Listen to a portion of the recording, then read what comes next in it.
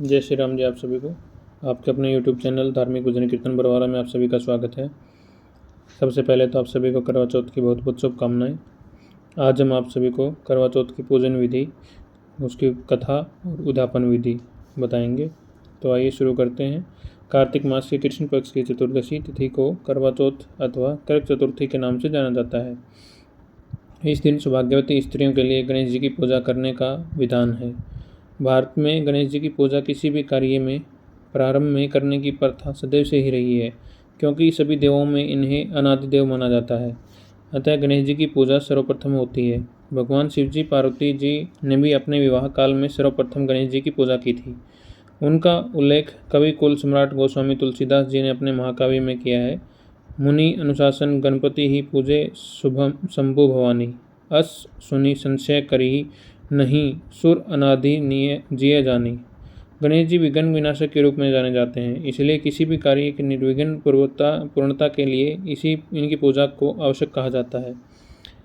करवा चौथ के दिन व्रती को नियत कर्म से निर्वृत्त होकर गणेश जी की पूजा करने के लिए मन में दृढ़ संकल्प करना चाहिए। मैं आज दिन भर निराहार रहकर गणेश जी के ध्यान में तत्पर रहूंगी और रात्रि में जब तक चंद्रोदय नहीं होगा तब तक निर्जल व्रत करूंगी। व्रत के दिन सायंकाल में घर के दीवार के को गोबर से लिपकर उसके ऊपर गेरू की स्याही बनाकर उससे गणेश, पार्वती, शिव जी, कार्तिकेय आदि देवों की प्रतिमा बनानी चाहिए। साथ ही एक वट वृक्ष, बरगद का पेड़, मानव की आकृति भी उस दीवार पर चित्रित करनी चाहिए। उस मानवकृति के हाथ में छलनी भी होनी चाहिए। पास में उद्धृत होते चांद की आकृति भी उस दीवार पर चित्रित करनी चाहिए। प्रातःकाल में पूजन काल में उस दीवार के नीचे 2 करवों में जल भरकर रखने चाहिए। उस करवे के गले से में नारा लपेटकर सिंदूर से रंगना चाहिए। उसकी टोंटी में सरकई की सींक रखनी चाहिए। तदनंतर करवे के ऊपर चावल से भरा हुआ कटोरा रखकर सुपारी भी रखनी चाहिए। नैवेद्य के रूप में उस पर चावल का बना हुआ लड्डू, शक्कर पिंडी रखें। इसके अतिरिक्त प्रतिमा के पास पूरी, खीर भी नैवेद्य आदि भी रूप में अर्पित कर सकते हैं। इसके अतिरिक्त ऋतुफल के अनुसार सिंघाड़ा, केला, नारंगी, गन्ना आदि जो भी कुछ पदार्थ उपलब्ध हो उसे अर्पित कर भक्तिपूर्वक कथा श्रवण करें। कथा के अंत में पूर्व से स्थापित उन कर्मों को दाहिनी ओर से बाईं एवं बाहिनी ओर से रखे हुए कर्मों को दाहिनी ओर घुमाकर रखें। इस प्रक्रिया को लोक भाषा में करवा फेरना भी कहा जाता है। इस प्रकार विधि विधान पूर्वक करके पूजन करने से व्रत के ऊपर गणपति जी की प्रसन्नता होती है और उसके फलस्वरूप उन्हें मनवांछित फल की प्राप्ति एवं अखंड सौभाग्यता मिलती है। बोलिए गणपति भगवान की जय। आइए अब कथा सुनाता हूँ आप लोगों को। एक साहूकार के 7 पुत्र और एक पुत्री थी। कार्तिक कृष्ण पक्ष चतुर्थी के एक दिन साहूकार की पत्नी उसकी सभी बहुओं एवं कन्या के संयुक्त रूप में व्रत का अनुष्ठान किया। पूजा के पश्चात साहूकार के सभी पुत्र भोजन करने बैठे।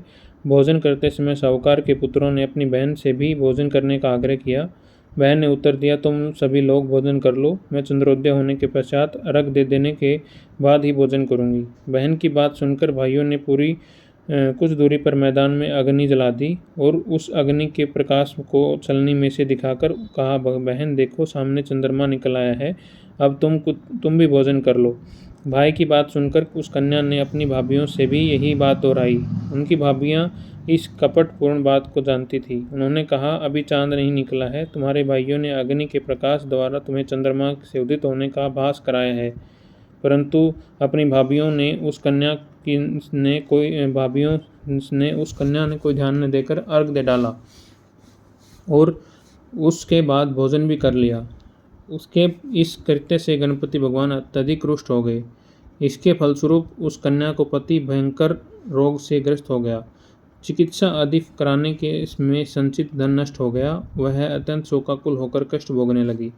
कष्ट भोगने के बाद जब उसे अपनी भूल का ज्ञान हुआ तो वह बारंबार मन में पश्चाताप करने लगी। उसने अपनी भूल के लिए गणेश जी से क्षमा याचना की और व्रत को पुनः भक्तिपूर्ण पूर्वक पूरा किया। उसकी आराधना से गणेश जी ने प्रसन्न हो गए। सभी कष्टों का निवारण कर उसे धन धान्य से पूर्ण किया। अतएव इस व्रत को जो प्राणी विधि पूर्वक संपन्न कर लेता है उसकी सभी आशाएं पूरी हो जाती हैं। इस प्रकार कथा श्रवण करने से के पश्चात चंद्रोदय हो जाने पर चंद्रदेव को अर्घ्य प्रदान करना चाहिए। अर्घ्य दान काल में ओम चंद्राय नमः इस मंत्र का उच्चारण भी करते रहना चाहिए। इसके अनंतर 4 बार परिक्रमा कर चंद्रदेव को दंडवत प्रणाम करें। इतना कह कर लेने के पश्चात घर में के वृद्ध जनों को भोजन कराकर स्वयं भोजन करें। पूजा काल में वैभव पदार्थ अर्पित किए गए नैवेद्य आदि को ब्राह्मणों को दान कर देना चाहिए। इस प्रकार भक्तिभाव से जो लोग इस चतुर्थी व्रत को करते हैं उनकी सभी मनोकामनाएं पूर्ण हो जाती हैं। बोलिए गणपति भगवान की जय हो। आइए अब आप सब लोगों को मैं करवा चौथ के उद्यापन की विधि बताता हूँ। किसी भी व्रत को पूर्णता पर ही उद्यापन करना चाहिए। व्रत की तिथि पर ही उद्यापन किया जाता है।